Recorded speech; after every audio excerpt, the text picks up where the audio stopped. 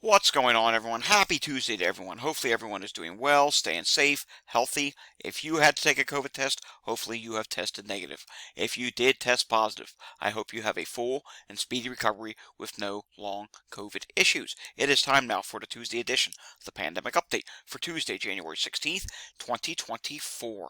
Today we just have a couple news stories, then we're going to take a look at some data and our regular stuff that we tend to look at daily. If you're new to my channel, give it a thumbs up. If you want to see more content like this, subscribe to my channel down below. This is where we do the daily pandemic update on not only just COVID, but as you see here, we got a new story coming on flu and really any other virus that can spread human to human or even animal to animal and be a threat to you. Let's get to our first news story. Flu cases in New Mexico higher than most states. New Mexico is one of 4 states in the country where flu activity is highest right now. And we can actually take a look at CDC flu data. And we can see here, there is purple in New Mexico, which is the highest level. There's 4 states, New Mexico, Louisiana, Tennessee, and South Carolina. Then the next color below that comes to New York City, Alabama, and Georgia, which that's also a very high level as well. And then, of course, you have a whole bunch of other states, New Jersey, North Carolina, Texas, on it goes, California, Colorado, and Wyoming, all which have very high levels as well. So this is something we continue to watch. Flu continues to circulate, and as we know, there were a ton of flu deaths in the past week. Moving on to our second story, Paxlovid may not reduce risk for long COVID study shows. Now, you're probably scratching your head at this, or maybe you're not, but we've heard about this before, where Paxlovid, the acute case that you get with COVID, you take Paxlovid to reduce the severity. That's fine. That works. Sometimes there's an occasional rebound, and then sometimes people still go on to develop long COVID. Let's read the key takeaways.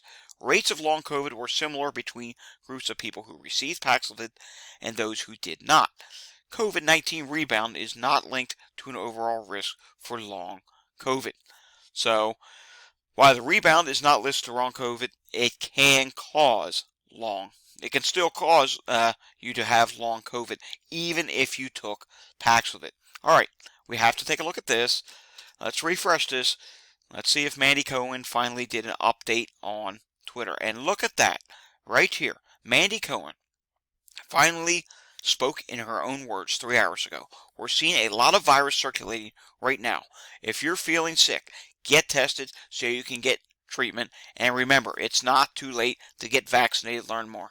Interesting how finally, after all this time, she posted something. It's the first thing that she's posted of her own since December 29th. Makes you wonder, where was she the last 2 weeks? Was she sick? Was she just missing in action? Did she take a vacation during the second biggest COVID wave of the pandemic? Who knows? Maybe someday we will find out. Or maybe we won't find out. All right, let's take a look at air quality values across the country. It's very cold in much of the country, so fireplaces are cranking at full steam. You can see here on the west coast there are some bad air qualities. Also in portions of the northeast there's bad air qualities, but in between, not bad. Actually giving you the green light, not doing all that bad. So that is a good thing. All right, let's now take a look at some wastewater data. And we're going to go over to Wastewater Scan. We're going to take a look at a few of those wastewater sites that we tend to look at. And we're just going to randomly pick them across the country. First off, let's take a look here. How about Nebraska? We haven't looked at Nebraska in some time. Let's go down to Lincoln, Nebraska, and see what's going on there. And in the area of Lincoln, Nebraska, we see COVID, it's high at this time. It had peaked at the end of December, dropped. Now it's actually starting to rise again. RSV remains high, and look at that. It's actually rising a little bit higher. Influenza B is rising, as is in hepatitis, not hepatitis, HMPV, norovirus, and then we come down here to hepatitis, which is actually not a problem in Lincoln right now, and there is no Mpox detection either, which that is a good thing. Let's continue on here. Let's go south a little bit further. Let's go down to the Dallas area. We haven't taken a look at Dallas. Let's go a little further north. How about this one here? Duck Creek Wastewater Facility, 186,000 population, and it looks like COVID has leveled off, dropped ever so slightly. RSV is dropping at this time. Influenza is dropping. HMPV is dropping. Norovirus is dropping.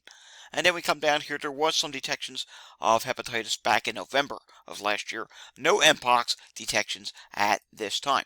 Now let's go out to the West Coast, then we will do a site in the East Coast, and let's see what's going on in the Bay Area.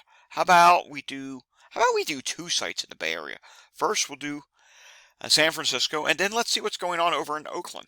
San Francisco, COVID, it was dropping. Recent update, rising again. High levels of that, high levels of RSV, though RSV is dropping at this time. Influenza B, dropping. HMPV is dropping. You can see norovirus is high, and yikes, it's starting to rise again. Hepatitis A, not much of an issue. There was a detection of Mpox back on December 13th. And now let's go over to Oakland and see what's going on there. And how about we go to East Bay Municipality? I don't think we've ever clicked on this one before. Oakland, California. So the population here, 740,000. This is a big population. Medium for COVID, dropping a little bit. RSV is dropping some. It's still high, though. Influenza B was rising. Now it's dropping. HMPV is dropping. Hepatitis A was an issue last year. None so far this year. Mpox is low at this time. Now let's go out to the East Coast, and we'll just do one site in the East Coast. And I do have to refresh this because it just froze up on us. And I think where we will go into East Coast, let's see here. How about we just randomly come down here to the Washington, D.C. area? Can we click on this site that's just south of Washington? Yes. Oh, wow. 2 million population, but I'm not liking all this high business. So it is dropping for COVID, but still high. RSV was dropping. Rose a little bit on most recent update, but again, the overall trajectory now is dropping. Influenza B was dropping, rose a little bit on the recent update. HMPV is high as well. And influenza was high, RSV was high, norovirus is high, it flattened. Now it's trying to rise a little bit again. Was some hepatitis detection end of last year. Mpox is low at this time. Alrighty, moving on now. Walgreens national positivity rate is 27.5% this week. Testing was down ever so slightly as well, actually down a good amount. 31,087 versus 36,550. Difference of down 0.7%. Alright, now let's come over here to take a look at the latest hospital data. 35,801 people were admitted to the hospital for COVID in the past week. Taking a look now, 771 EMS calls in Philadelphia yesterday, and we have to do a live look into the suburbs right now. A lot of calls in Montgomery County, 16 calls, and we're seeing several respiratory calls, several altered mental status, cardiac emergencies, cardiac arrest, strokes, not good. But draw your attention to this. This is Chester County, Pennsylvania. Oh yes, look at all these calls. There's quite a few of them right now. Fall, lift assist, mind you, we had snow and ice today, so that can lead to some falls. A respiratory emergency, sick person, injured person calls. Again, we had snow today, it's icy out, so that could be what is causing that, and there's quite a few of those calls. Heart problems, syncope. So you can see here, there's a lot of things going on today. Let's take a look at Lancaster County. And they don't give us any description of the calls or what type they're. It just says routine transfer or medical emergency or stuff like that. And they have had quite a few calls in Lancaster, Pennsylvania today as well. All right, going across the river, Delaware River, into New Jersey, 1,265 COVID hospitalizations, and that is 64 out of 70 hospitals reporting. So again, this number is likely higher if all the hospitals report it. In the ICU, 173. In the ICU and on a ventilator, 61 people, and discharge volume. There was 115 discharges in the last 24 hours. Taking a look at New York State now. 2,682 new cases in New York State. Cases continue to drop there, as do hospitalizations. You can see here. Now, they're a little bit delayed. Usually it would start a new week on Tuesdays, but because yesterday was a holiday, it did not start a new week today. So there's 3,049 hospitalizations is how they ended the week last week. Let's take a look at Texas, which will update again either tomorrow or on Thursday. And we can see Texas cases last week were 7,492.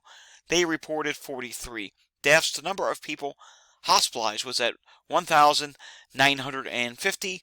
And of course, the 7-day average was at 1,938, but all these numbers up. The average really went up. It went up by 312. The actual total count of day of report went up by 205. So these numbers are going up. And again, 43 fatalities versus 40. Hopefully that will update late tomorrow or on Thursday. Alrighty, guys, that is all I have for you today. We may get Michigan in later on. I haven't seen anything yet. Sometimes someone leaves it in a comment down below. If that's you, by all means, let me know what happens in Michigan. I always love reading your comments, so if you have anything to say, maybe something I missed, by all means, leave a comment about it down below. If you like this video, give it a thumbs up. If you want to see more content like this, subscribe to my channel down below, and of course, share this with anyone who needs to see it. I will see you all again next time. Until I see you all again next time, stay safe, everyone, and have a fantastic Tuesday afternoon. Bye-bye, and thanks for watching.